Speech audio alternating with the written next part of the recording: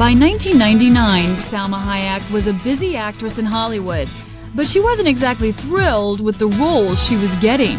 Lately, she's been resorting to making it happen for herself and also making it happen for other Latinas by producing. Salma never gave up her dream of playing Mexican artist Frida Kahlo.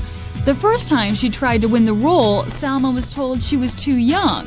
The project was shelved anyway. Then in 1994, she got a second chance. Salma heard that HBO had a movie about Frida in the works. I went and I auditioned for it.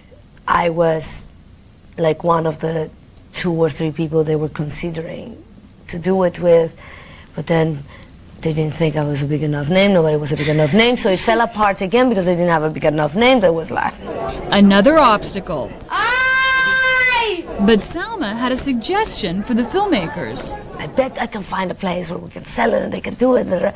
Listen, this project already has a producer. We're looking for, we're looking to sell it somewhere else. It can't just die. We have to do something about it. Frida was picked up by another studio, and the film's producer made Salma an offer he thought she couldn't refuse. They offered me the part, and then I said, okay, I'll come and do it, but only if I can be a producer.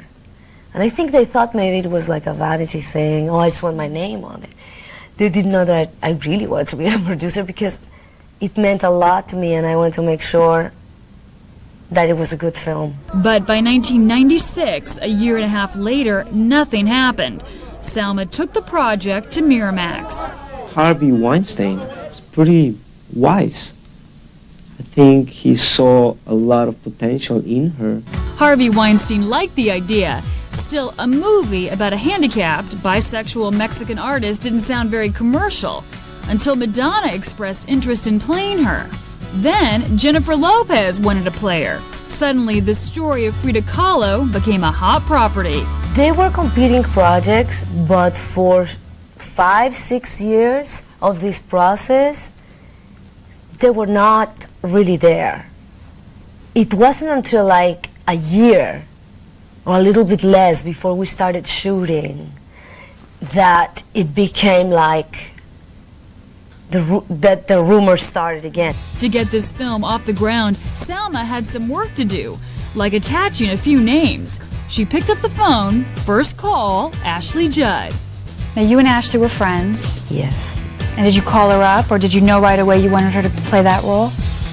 I called her up, and we talked about other things because I couldn't bring it up because I was embarrassed. And then finally, she's about to hang up because they're calling her, and I said, Ashley, remember that movie? I don't know if you remember that movie I've always wanted to do about Frida Kahlo. Of course I remember. It's like, that's all you talk about. I go, well, do you know who Tina Modotti is? And she goes, no. And I go, well, she was this photographer. She goes, Salma. And I thought she was going to say, I really have to go now. And she said, the answer is yes. I go, but I haven't asked you any questions. You don't know what I'm going to ask. She goes, it doesn't matter, whatever it is, the answer is yes. Next call, Antonio Banderas. Salma Hayek, my dear friend, to call me and say, Antonio, please, I need you in my movie just to do a very, very little piece. Can you do it? And I said, absolutely, I will do it for you. And it was just one day working. Things were looking up for Salma's Frida, but it seemed every time she turned around, J-Lo was there.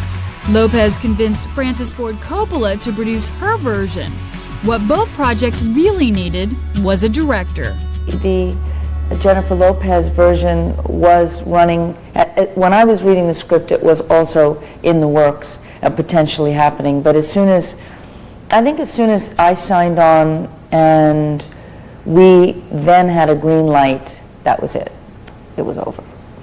And it belongs to Salma. But Julie Taymor, who directed the Broadway musical The Lion King, had to be convinced that Salma was the one to play Frida. I had all kinds of doubt around Salma. Everybody, well, how do you know? Can she play this role? Isn't she too beautiful? Does she have the depth? That was the exciting part for me. And after the rehearsals, I knew it.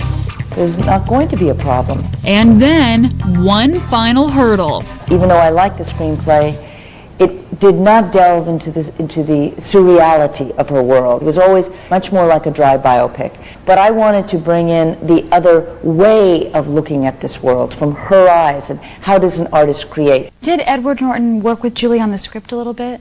He's the one who worked all the latest drafts as soon as Julie came on board. And Salma suggested Edward, and at first I thought, no, couldn't be a good idea. This is her boyfriend. And it was just so amazing that we got along so well, because by then there was no more money for another writer, and then Edward jumped in, you know. I said, okay, I'll save the day. And the way that we worked together was I would make suggestions of scenes or moments that I felt were missing, or ones that needed to be shortened, and he tightened the script quite a lot. He made it much more edgy. In March 2001, 10 years after Salma's first audition for the role, Frida, starring Salma Hayek, was ready to start shooting. You know, Frida was looking for the right person to do this role. Frida had a life that was full of suffering, full of struggle, full of obstacles, full of disappointments. And Salma's struggle to make this movie over the past, 7 years. It's almost like trial by fire, that Frida was almost like testing her. Are you going to be able to understand the suffering that I went through? Coming up next, and later, Salma's biggest fans. They come to my house and they scream my name and they hug me.